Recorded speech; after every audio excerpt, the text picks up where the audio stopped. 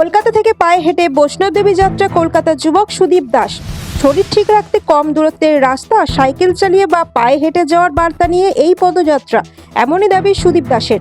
পেশায় বেসরকারি খাবার সরবরাহ সংস্থা কর্মী সুদীপ দাস 5 দিন আগে কলকাতার যাদবপুর থেকে বেরিয়েছে। শুক্রবার দুর্গাপুর এসে পৌঁছয় সুদীপ।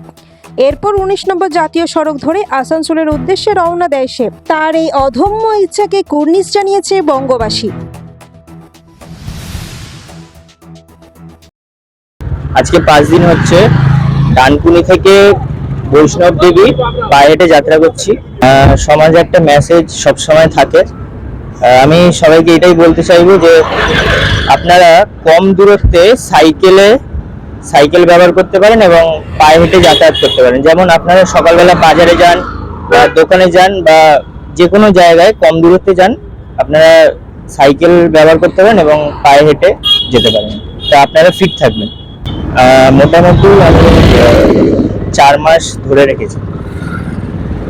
তো এক্ষেত্রে রাস্তায় কোনো বাধা বিপত্তির মধ্যে পড়ছে?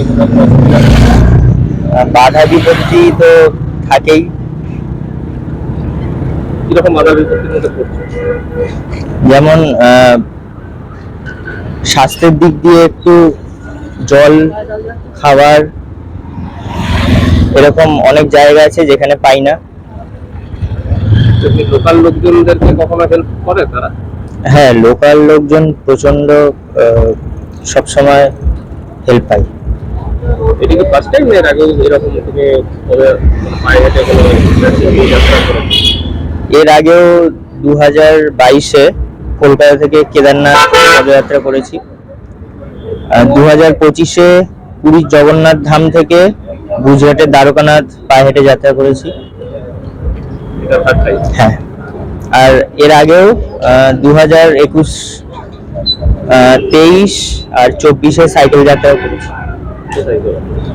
2021-এ সাইকেলে কলকাতা থেকে অন্ধ্রপ্রদেশ, 2023-এ 2022 এবং 23-এর 118 দিন দক্ষিণ ভারত, আর 2024-এ সাইকেলে বাবা বৈদ্যনাথ ধাম। সুদীপ দাস। দুর্গাপুর থেকে নিজস্ব প্রতিনিধি, পশ্চিমের বার্তা। পাশের বাড়ির ঘটনা মনে আছে? নতুন বাড়িতে ফায়ার রিটার্ডেন্ট এসিপি চাই ব্যাস। অলরেডি করে নিয়েছি। টাফ এন্ড গ্লাস আর প্যাচ ফিটিং এর পর এজিটাফ নিয়ে এসেছে fire retardant ACP with PVDF coating, সাথে 15 ইয়ার্স এর ওয়ারেন্টিও পেয়ে যাবো। अभिषेक ग्लास, दीवार से भी ज्यादा मजबूत।